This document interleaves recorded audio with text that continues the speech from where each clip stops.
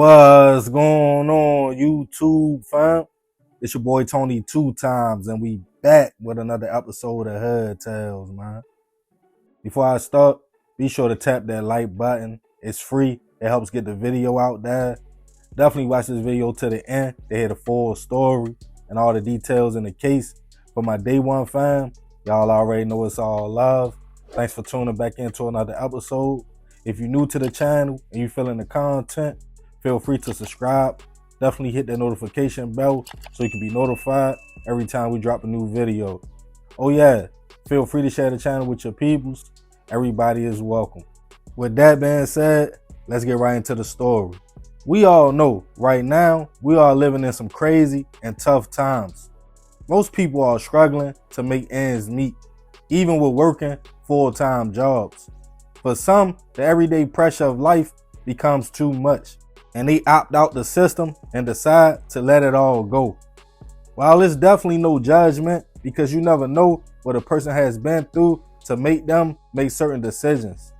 But for us that's still trying to survive, go the traditional route, we're still trying to keep up with everyday expenses like a roof over our head, despite rent prices being through the roof and the American dream of purchasing a home slowly fading away for a lot of people. We all know having or being able to provide shelter and a safe and warm place for our families is a blessing.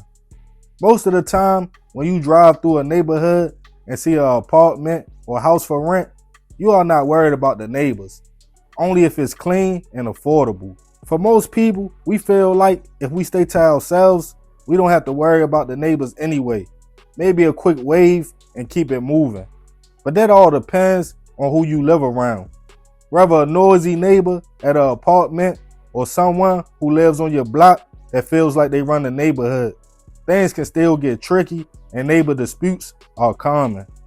Whether someone has a lot of parties, music always loud, the guest always blocking your parking spot, or someone with no boundaries, letting their kids run all in your yard, throwing trash and being loud. But usually, as grown-ups, that's a simple conversation, and y'all can come to a mutual understanding to coexist. But unfortunately, depending who you are dealing with, things don't always play out like that.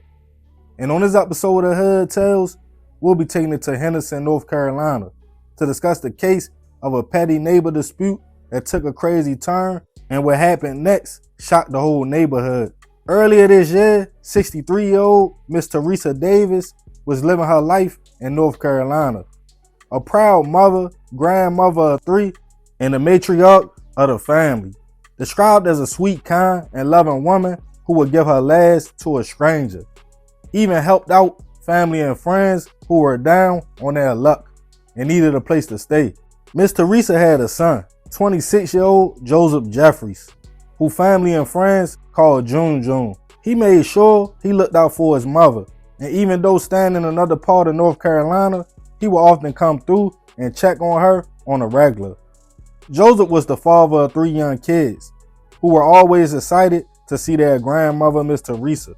She lived in the 900 block of Maple Street in Henderson, and all her neighbors seemed to love the older woman, who always spoke and was in good spirits. One man who lived across the street from her was 41-year-old Michael Wright.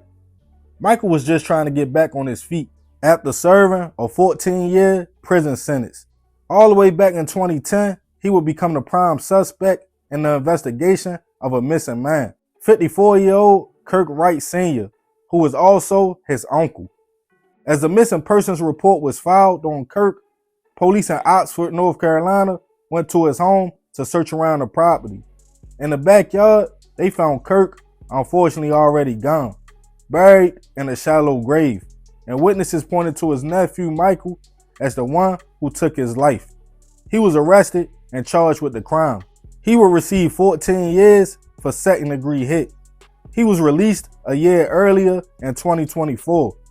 Most say Michael had his ways about him, but he mostly stayed to himself. It didn't matter about his past anyway, because Miss Teresa was planning to leave the neighborhood.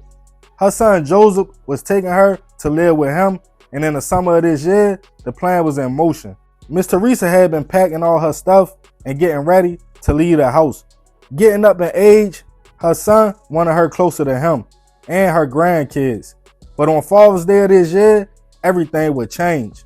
Joseph was enjoying his day with his mother, girlfriend, and his 3 kids, all under 6 years old, when they decided to go by Miss Teresa's home to get the last little bit of her belongings, and that would be that. But once the family arrived, they noticed a bunch of trash bags in her front yard. Joseph got out the car, wondering who was throwing trash in front of his mother's house. He asked other neighbors, who told him it was their neighbor across the street, Michael. Feeling like it was disrespectful, Miss Teresa and Joseph decided they would go talk to Michael and ask why did he throw the trash in the yard. When they knocked on the door, he came outside.